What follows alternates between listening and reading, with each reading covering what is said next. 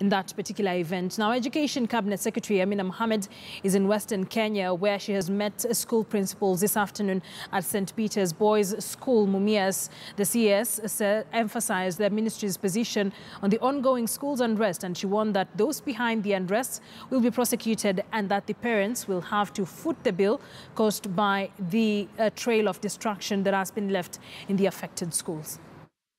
That's criminal, the banning of those assets, and we will take the necessary action. The law is already taking its course. You've heard how many students have been arrested already, which is a pity, and you've heard how many have been sentenced, yeah? And others are still being pursued, yeah? Because like the ones in Marsabit, we're still pursuing 6 students, and we'll continue until we apprehend each and every one of them who has committed this offense. So we're not going to deviate from the measures that we have already announced. I think that they're stringent enough, and we'll continue implementing them until fires become a thing of the past. Yeah, I said yesterday that we're the only country in the world, yeah, where students ban schools. There's no other place on earth. So there's something that we are not doing right. And we have to get that right. We have to teach our children that their actions have consequences, that there are repercussions when you commit an offense, and that the law has actually made space for juvenile offenders. Okay, so we're not going to recreate anything. It's there already.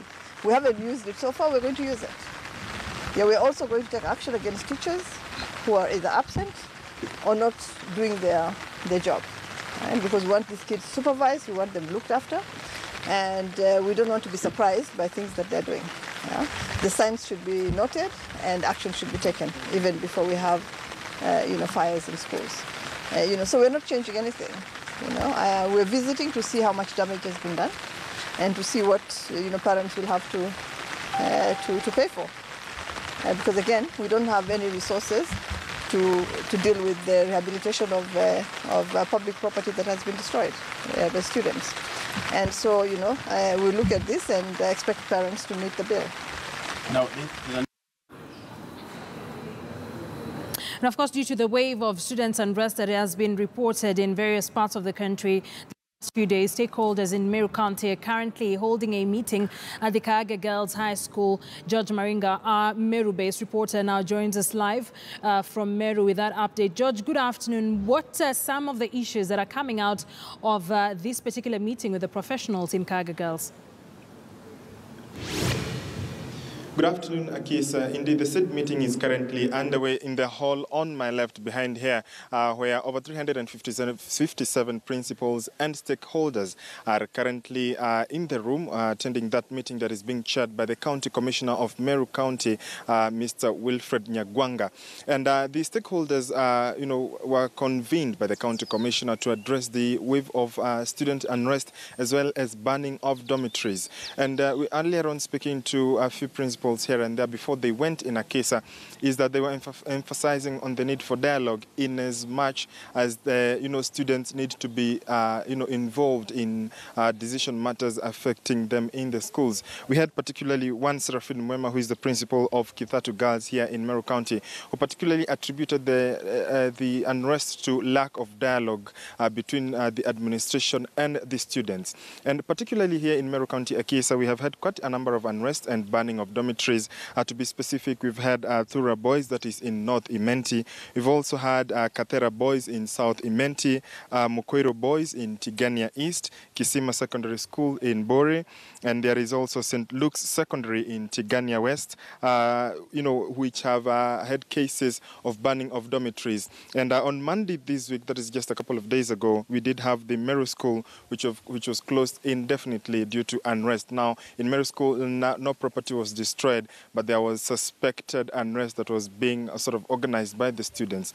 And we are waiting, of course, Akisa, we had to be, to allow them to have the meeting. We were not allowed to be inside as they deliberate on the few issues, notably because there are also the chairmen of school boards, the 357 principals drawn from various parts across Meru County who are here to deliberate. And those deliberations and decisions and declarations regulations are the ones they will be able to go and put into effect in their schools. And we are expecting a press briefing shortly after they are done with that meeting by the County Commissioner, Mr. Wilfred Nyagonga. Akisa, this is a matter of interest in Meru County, as you're also expecting the Governor, Kiraitu Murungi, to also come and address the attendees of this meeting here in Kaga Girls High School, Akisa. So it is just a meeting that you are waiting, of course, to hear what they will have to say in trying to tackle the student unrest,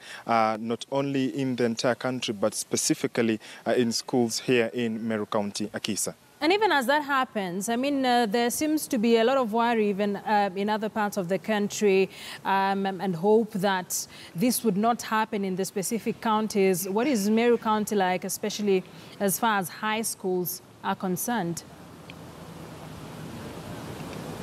Yeah, Akisa, there is the call for, calm and peace in schools. As I have mentioned, the 5 schools that have whose dormitories have been banned, and the one school that is Meru School, whose students were sent home or the school was closed indefinitely after it was suspected that there was a looming unrest in the school. But Meru County specifically, as I had said before, speaking to the stakeholders, especially the one of the senior principals earlier on today, she actually attributed the issue of unrest as a lack of conversation or dialogue between students and the teachers, that is the administration, and those who are governed, that is the students.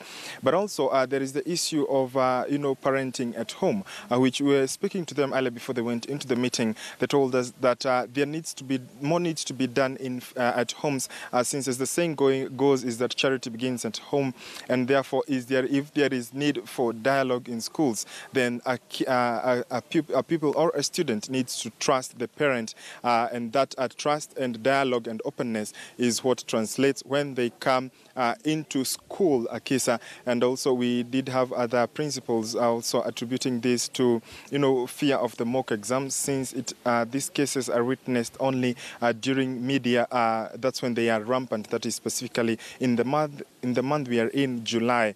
So it is, they are of course calling for calm, for peace, in as much as they call for everyone on board, the students, the administration, the parents, to have dialogue and to discuss issues that affect students, notably Kisa, because those in secondary school are between the ages of 13 up to 17 and or 18. And we did also speak to the principal of Kaga Girls School, who also said that some of these issues may not actually be that serious, but due to the fire, or if you could call it the excitement or the mood that one feels when they are at that age, then they need, or they feel that there is a need to articulate their issues in a deeper manner, if you could call it, and therefore there needs to be a way to control or to calm these tempers and temperatures that are witnessed with the students. But Akisa, here in Meru County, they are calling for dialogue and also for calm, and they do not want, of course, for these cases to continue being rampant here in Meru County. Akisa.